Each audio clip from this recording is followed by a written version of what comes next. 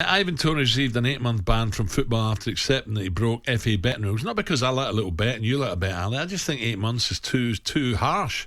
It's too severe.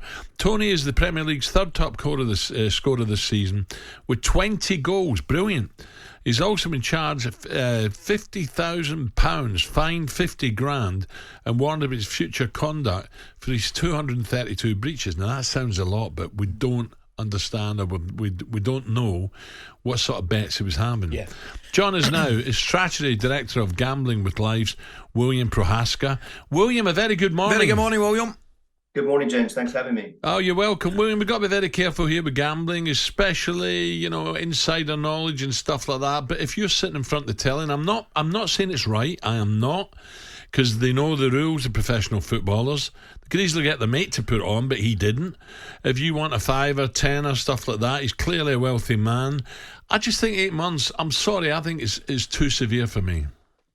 Couldn't agree with you more, gents. I think 8 months is really severe. I think there's not enough sympathy being shown really here for this young man. He's put on 232 bets. We don't know the details, as you say, so we have to be careful before we draw sort of final judgment. But 232 bets is not a small amount of bets, and there's a reasonable chance that this young man was actually suffering a pretty serious mental health disorder at the time.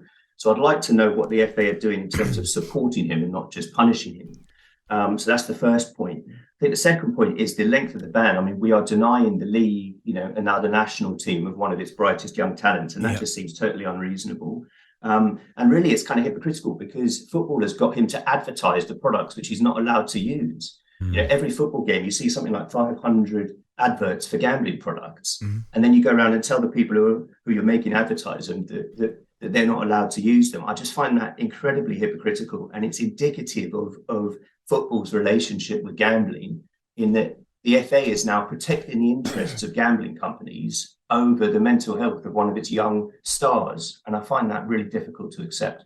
Well, I don't disagree with you at all. Actually, I had when I was managing, I had a player, believe it or not, fell foul of the rules as well, and I was privy to his bets, and it's something like a 1,000 bets, William, and actually, I don't think any of them were over 50 pence, believe it or not.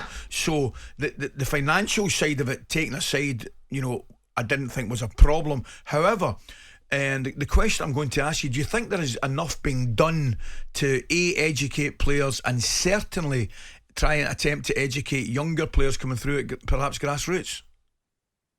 No, Ali, I really don't. And I think players are at very high risk of developing serious gambling addictions, because we know they have a certain amount of free time. They're certainly one of the target markets of the gambling industry, which relentlessly promotes really addictive products. So players are at very high risk, and we hear from various organisations such as Tony Adams's that gambling addiction is now one of the biggest issues for young footballers in this country. And your point is really well made. It's not about the amount of money. Actually, the amount of time spent gambling or the number of bets you place is what will do the damage to your mental health, and that will be lasting damage for people. So they need a lot more support. They need a lot more education, and critically, the education needs to be free of gambling industry influence, because at the moment, a lot of the education which is provided is actually funded by the gambling operators, and actually it sort of teaches you to gamble more rather than it does actually teach you about the risks of it.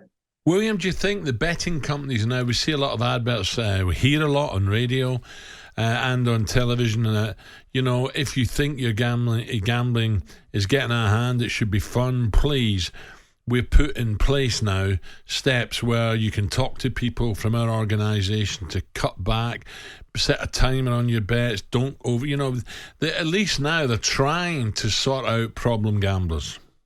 Well, they say they're trying, but actually all of those messages which you've just listed, Alan, put the onus on the individual, and they say you need to sort out your problem, you need to stop, you need to go and get help. None of those messages tell you that some of these products are more addictive than heroin.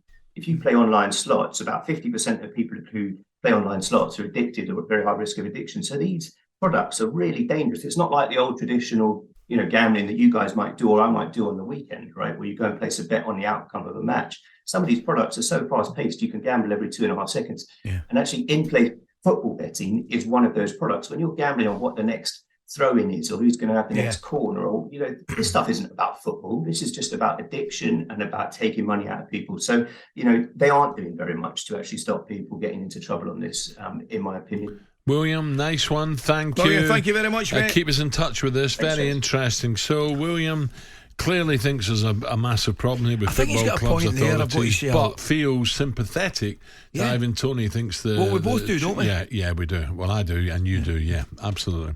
talkSPORT Breakfast with Alan Brazil. Thursday and Friday morning, 6 till 10. On AM, on DAB, via the talkSPORT app and on your smart speaker. talkSPORT.